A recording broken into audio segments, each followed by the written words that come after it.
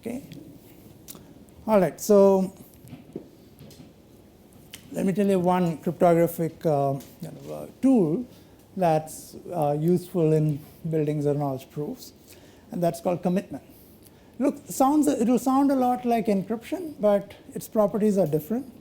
So commitment is a two-stage protocol, you could say, between a sender and a receiver. In the first stage, the sender commits to a value. What does that mean? What does that mean? It's like the sender puts this value, write it on a sheet of paper, put it inside a box, lock the box, and give the box to the receiver, but not the key, right? So at this point, the receiver is holding the box. They know there is a sheet of paper in there with some value, but they don't know what the value is. So at this point, it's hidden. Later, the sender can send their key over, and at that point, the receiver can open the box, read the value, and they know that this was the value that was sent in the beginning. There's no magic by which this paper got changed. So the value that I'm seeing now was what was committed to in the beginning. Okay. So that's commitment. It might sound a lot like encryption. You might think, why not encrypt and then send the decryption key? Well, encryption doesn't really guarantee that, maybe you can find two different keys which will decrypt the message into two different things. Clearly, if you're using one-time pad, you can do that, right? So encryption doesn't, by itself have that property. You can have encryptions which are also committing, but commitment is in some sense a simpler object. I'll not talk about how to build commitments from the simplest cryptographic assumptions, but I'll just mention this one thing. If this is often done in practice, you can build a commitment protocol in the random oracle model very easily. To commit to a value x, you pick a random string, long enough random string, concatenate it with x, and then hash them together. Hash, that's you may call the random oracle, and that output you send as your locked box. And then to open the box, you send x and r, and the receiver should check that x and r do hash to the original committed value, and if they did, then since it's a random oracle, there to begin with, if the output is long enough, there is negligible probability that there exist collisions. But even if there are collisions, it's hard for the sender to find them. Of course, assuming the output is long enough. So it's a binding commitment scheme. It's hiding because this R is long enough, right? Otherwise, you could just try. You're guessing, if this X that you committed to, if that R is short, I could run through all R's and check what you committed to is X or not. So the hiding property comes from R being long. The binding property comes from the output being long. Of course, all of this when the oracle is a random function. I should repeat the mandatory disclaimer or caution that the random oracle model is only a heuristic model. You can do things in that model that cannot be done at all. But commitment is not one of those things. Commitment we know how to do in the standard model too. It's just that this is simpler to describe, or even people in practice use this. Okay, so now why did I tell you about commitment? I was talking about zero-knowledge proofs. Well, here is an example of using commitment.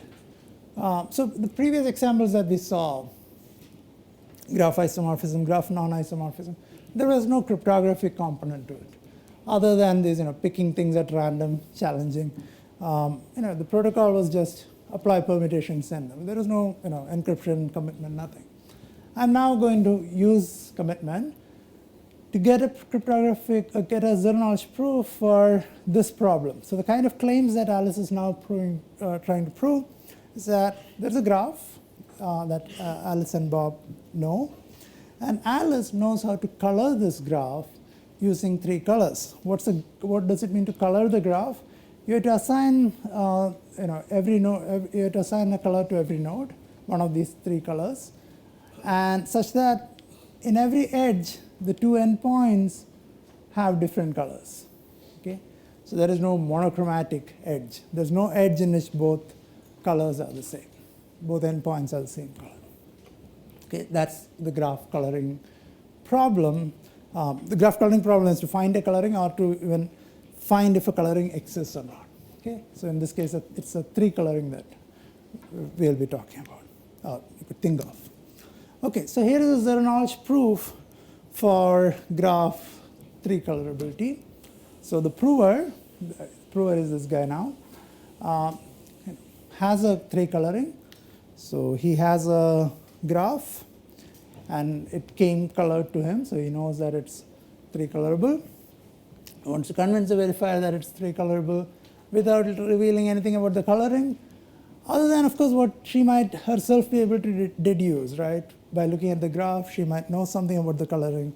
You don't want to reveal anything more.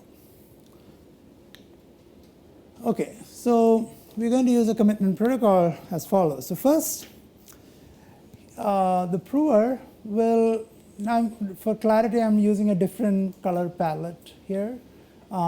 He will assign, so the red, blue, and green colors is what he's going to use in the proof. And he will assign them randomly to the original colors, whatever they were, the kind of pastel, red, blue, and green, or red, I don't know, orange, blue, well, orange, cyan, and yellow, maybe.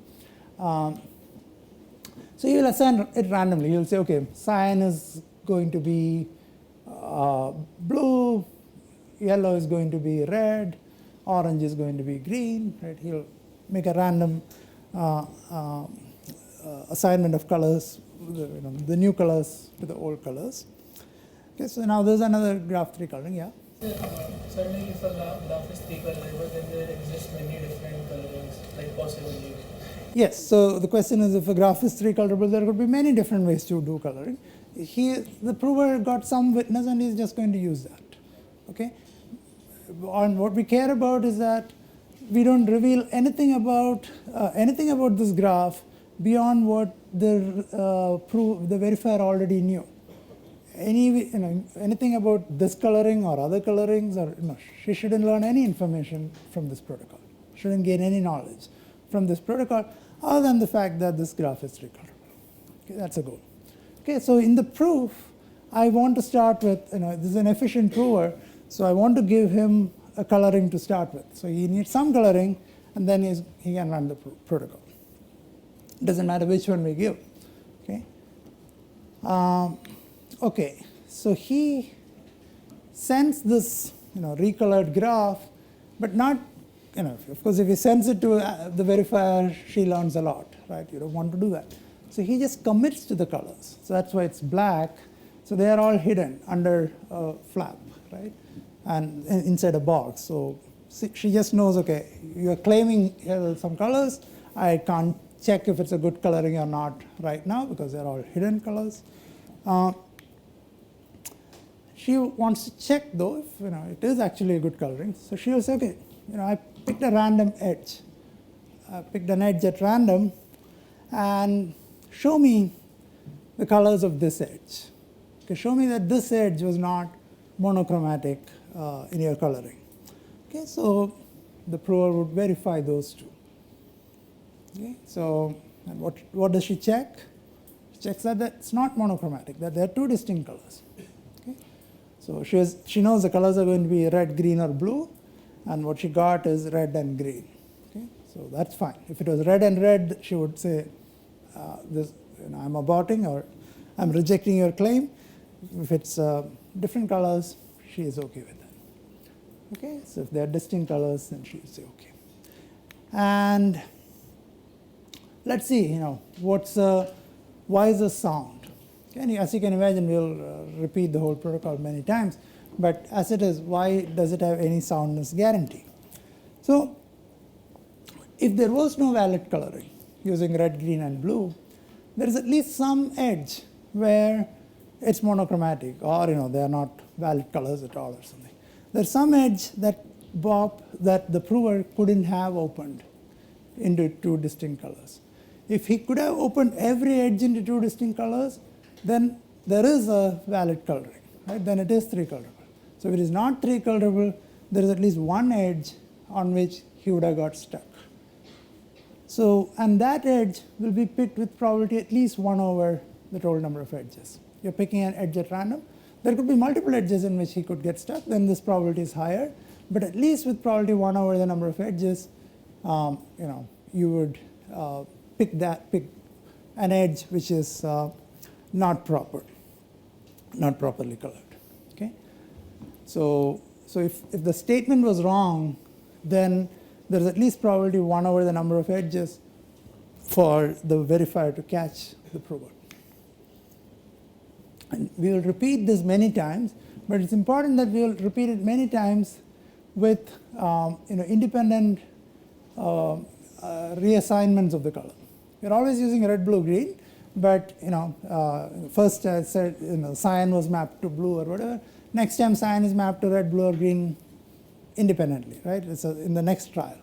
So we will do this whole protocol many times, starting from assigning the random colors, right? And if after say 100 trials, every time Bob passed, then that's convincing. You need to do a little calculation to see how many times you need to repeat. So if the graph is bigger, you need to repeat proportional to that. So it's the number of edges times some security parameter number of times that you would repeat. Okay. So is the protocol clear? The colors are fixed, like the 3 colors which are used. Yes. So always it's 0, 1, 2 or red, blue, green. The 3 colors that are supposed to be committed, they are always the same. Okay. Yeah. Otherwise, you could just use more colors to color, and nobody will know. Any other question? Aren't you revealing some information when you add the color? Okay, good question. So seems like we revealed a little bit of information, right? We revealed 2 edges, 2 nodes. So maybe I don't have a description here. I'll just tell you why. So what is the verifier's view? Verifier sees a random, all the black things, so they are commitments, and then she sees, she picks an edge, and she sees 2 random colors. No matter what the original coloring was going to be, this is what she was going to see, 2 random colors. That's something she could have simulated by herself. How would she simulate it? I kind of showed it as if it's a physical thing. The commitment is some cryptographic string, right? It's a encryption. So what does the simulator do? Simulator would first decide what the edge is, decide what the colors are, all of them at random, 2 distinct colors. And then it'll put junk into all the other nodes. And then she'll commit to all of them. That's what the simulator would do. And then simulator would say, okay, so that was my commitment. Then this was the edge that was queried. And hey, here is how it was revealed into these 2 distinct colors. Right? And it's important, and when it's repeated, for the simulation to work, it's important that they are random. Otherwise, of course, if you next time you ask this edge and you had not recolored it, then you're learning something. But if they are independent recolorings, then the simulator just creates a bunch of independent simulations of this form with independent commitments, and it's a good simulation. It's a good simulation assuming the commitment is hiding. In real protocol, the commitment is to a proper coloring. In the simulated view, the commitment is to junk, right? The other things are all maybe the same color. And you cannot tell the difference because commitment is hiding. Every time she's asking for a new edge, they shuffle the colors, the assignments. Yeah, so it's on a new commitment. So this entire protocol is repeated many times, starting with pick random colors, create a fresh commitment, then she asks for an edge, then he reveals. So that whole thing is repeated all over the place. So for the new simulation, colors would not be green and red. It'll be again a fresh, independent pair, a random pair of colors. Okay.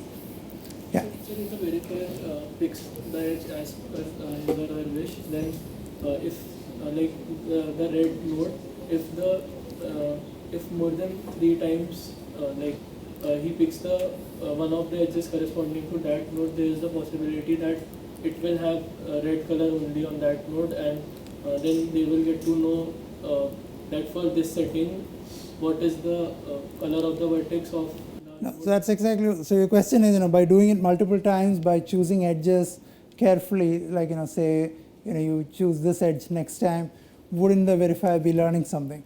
She's not learning anything at all, because next time she picks this edge, what she's going to see is two fresh random colors.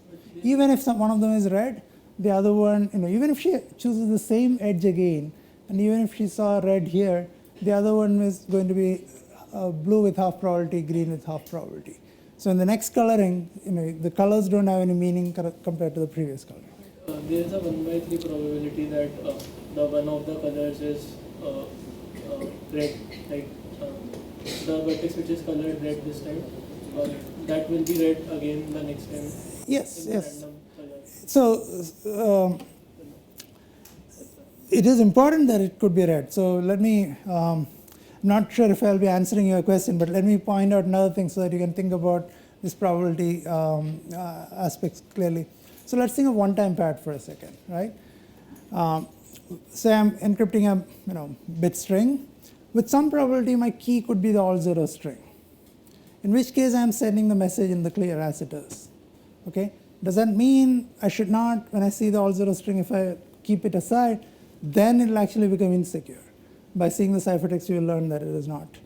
I'm relying on the fact that with some probability, it will be the all-zero string also. And similarly here, when I'm recoloring, it's independent. With some probability, yes, the coloring will be the same, or coloring will be the same for one of the nodes, one of the colors. I do want it to be the case. Okay, otherwise the views are not simulatable. So like we said that on repeating the experiment multiple times, that probability vanishes. No. Okay. On repeating many times, what probability vanishes is in the soundness side of things. What I said is the probability that, so the malicious prover is sending some arbitrary junk. We know that maybe almost good coloring. We know that in at least one edge, the coloring cannot be good. And with some probability, we'll get that. We'll get it only with a small probability, 1 over the number of edges. Okay? So that is a small probability of catching, and we need to amplify it by repeating it many times. So that's about the soundness part. The question about whether the verifier learns something, that's the zero knowledge part. And for that, the argument was that the whole view can be simulated by first picking. So how is the simulator doing again? So it picks an edge. For the two nodes on the edge, it's picking random colors, fresh each time. Okay? And then making a whole commitment where exactly those places are, it's like drawing the bullseye around your arrow. You're saying, okay, you would have asked me to open this edge. My arrow is already that edge, the two nodes on that edge. And then the challenge here, the edge, is the target that's going to come. I'm doing it after I have picked, I already, I've already set it up so that I can answer your challenge. Right? The challenge is written so that it becomes around my arrow. So I picked the edge myself, as in I hit somewhere, and then I'm saying, oh, your challenge was actually that same place. Right? So you should think through this. You should think through this and convince yourself that this is a valid zero knowledge protocol. Okay? But why do I want to mention this particular example is the significance of this particular problem as opposed to graph isomorphism or graph non-isomorphism is that graph 3 coloring is an NP complete problem, which means for any problem in NP, you can take an instance in any problem, any other NP problem, and there's a way to transform that into a graph 3 colorability question. You can transform that instance into a graph such that the graph is 3 colorable. So here is what it is. So suppose there is some language L which is an NP. You can transform that, for any x, there is an efficient transformation into some graph related to x, some graph representation, if you will, of x, such that x is in that language if and only if this graph is 3 colorable. Okay. So now, to prove to you that X is in the language, all we do is that the prover and the verifier will transform X into G of X, and the prover will give a proof that G of X is 3 colorable. Right? So by having a protocol for any NP-complete problem, you essentially have a protocol for every problem in NP. Okay? So that's why it's significant. There are many other protocols. There's just one of the earlier ones. It's kind of cool and nice to explain. But there are many other protocols for NP problems in general. All right, so the last thing I want to mention, actually we'll go back to something we saw yesterday. We talked about signatures, flashed the particular signature scheme, Schnorr signature, and said it probably looks mysterious. I want to demystify that. But I also want to tell you about another notion of proof, and that's a proof of knowledge. Okay? So proof of knowledge is, say something like, I know the inverse of this. There's a permutation. I know an x such that f of x equals y. So you know y, and I'm claiming that I know an x such that f of x equal to y, without showing you this x. Okay? Now, the fact that there x's and x's guaranteed, just from the mathematical property of this f, let's say. So everybody knows f is a bijection. So it's not really, my proof is not actually about claiming that there x is an x. I actually want to tell you, I know this x. So there's another kind of philosophical question. What does it mean for me or a machine to know something? Okay? We already kind of handled that with zero knowledge to say it knows nothing. We said, oh, that means it could have been simulated. Whatever it saw, it learns nothing, we said, no. It could be defined as saying whatever it sees could be simulated by itself. Similarly, here we are going to have a notion of what does it mean for a machine or an algorithm to know something. We'll say, okay, I will say it knows something if there is a way to look at this machine or algorithm and, if I look at its registers when it's running, I may not actually see this thing that it's supposed to know. Right? May not see it in the clear. But there is some efficient algorithm that can extract that and write it down on the side. That's what a knowledge of, and that what an algorithm knows something would mean, is that you can look at that algorithm and there's some way to extract this information from that algorithm. Maybe by running this algorithm many times. Okay? So in terms of, so this is a soundness notion. It's a guarantee to the verifier. Earlier, soundness just said, if you accept the proof, that means X is in the language. Now we are saying, if you accept the proof, then the adversary actually knows the witness. So if an adversary has a non-negligible chance of convincing you, or a significant chance of convincing you that, convincing you as in making you accept the proof, then there's a way somebody would have gone into the head of that adversary and extracted a witness in the clear. Okay, that's a claim. Okay, so let's see a zero knowledge proof of knowledge for a discrete log. So there is some group, story from yesterday. There is some, say it's a cyclic group. There's a generator, and there is a group element capital Y. And the prover is claiming, I know the discrete log of capital Y to the base G, namely this little y. Okay, and I want to prove to you without giving you this y. Okay, so there's a statement in NP. One way to prove this would be to use an NP reduction, right, to change this instance of capital Y and the group's description and everything into a graph for graph 3 colorability. That's a very inefficient, or it blows up things a lot. Okay, so you don't want to do that. So here's a much more direct proof. This is the entire proof. It is what's called honest verifier zero knowledge protocol. So let me just go over the proof. The prover picks a random group element in a way that it knows the discrete log. So it picks a random little r and computes capital R. And it sends this capital R to the verifier. The verifier picks a random x in the, so this is a cyclic group or a prime order group, and say the order is p, then this x is an element in the range 0 to p minus 1 to p minus 1. Okay,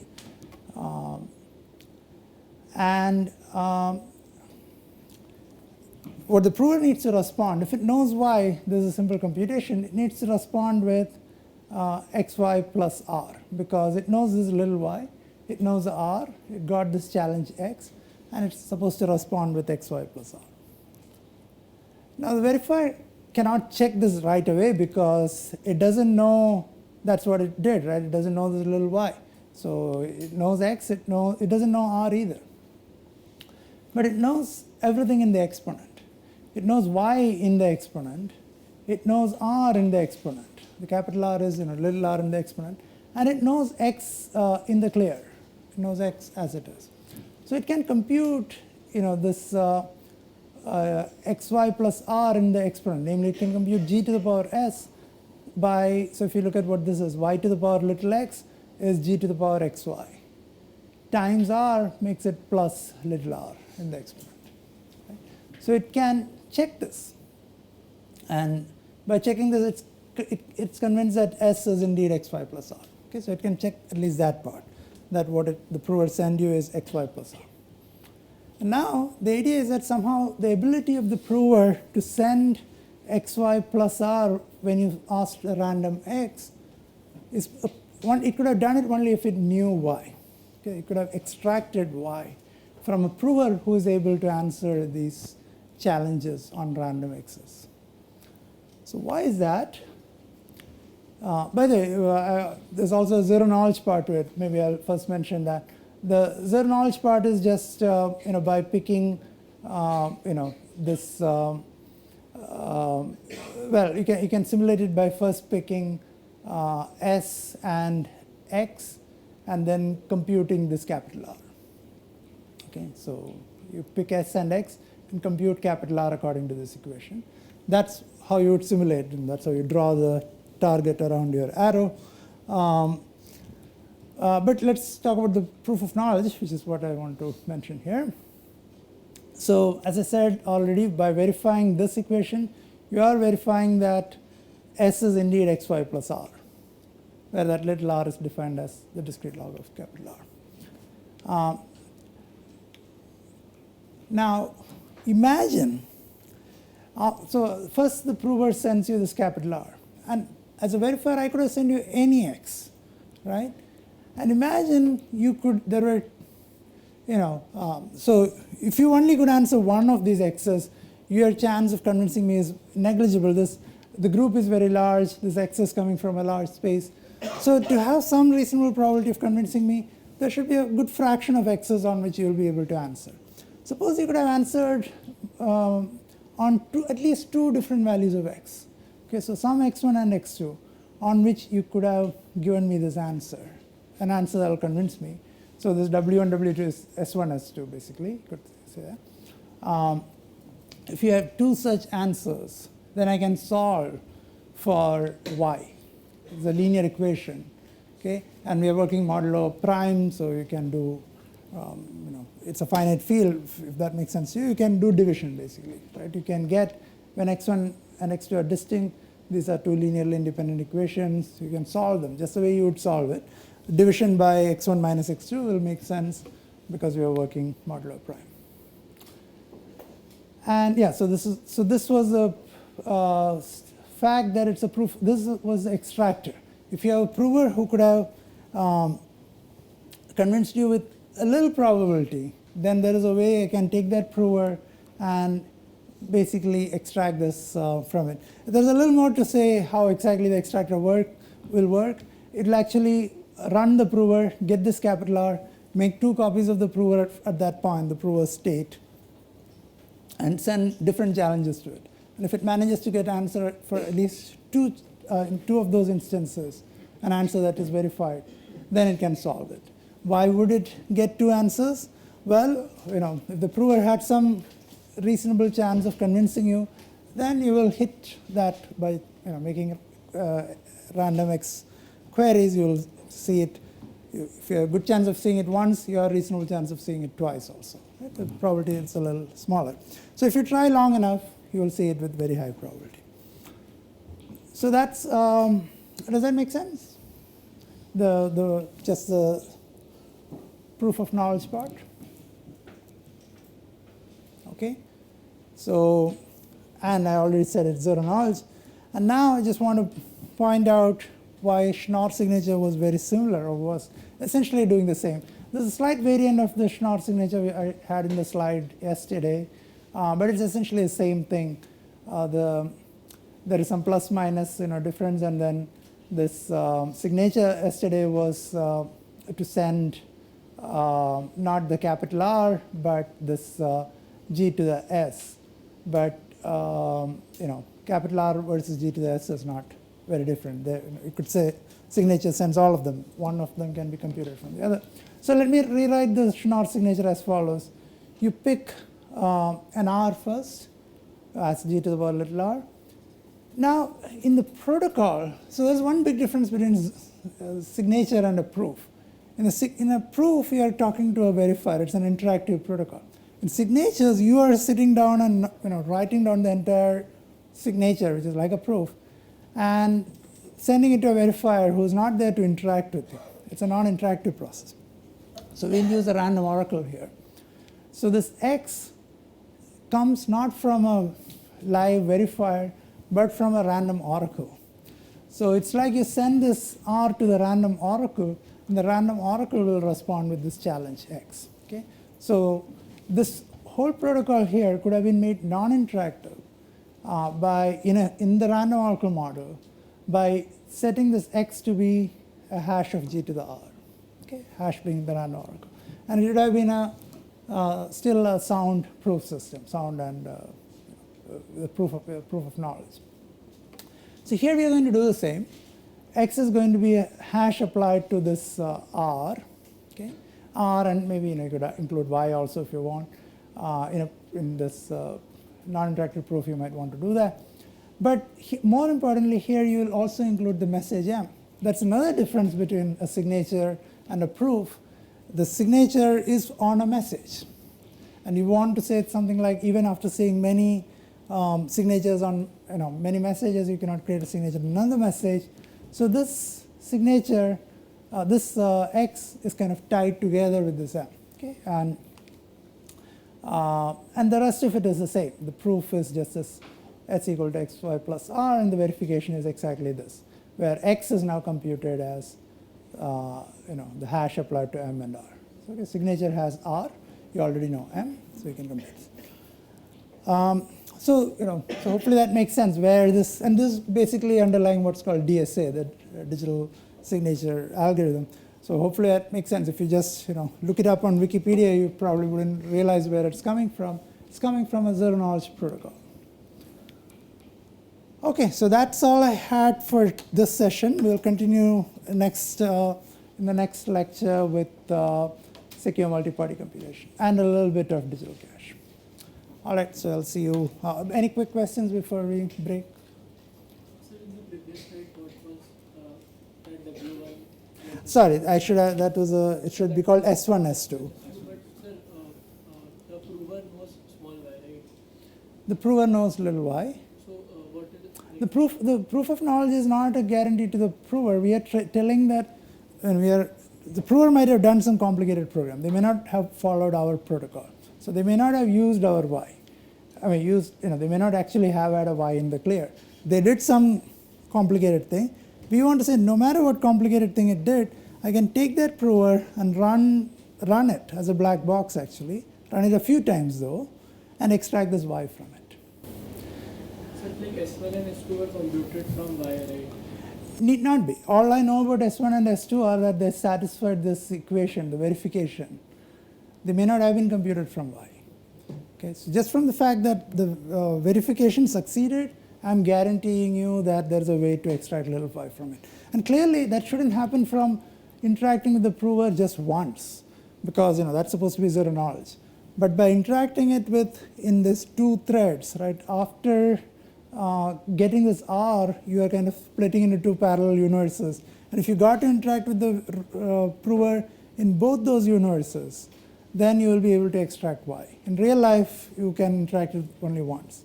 Right? Any other questions? All right, so we'll break and continue shortly.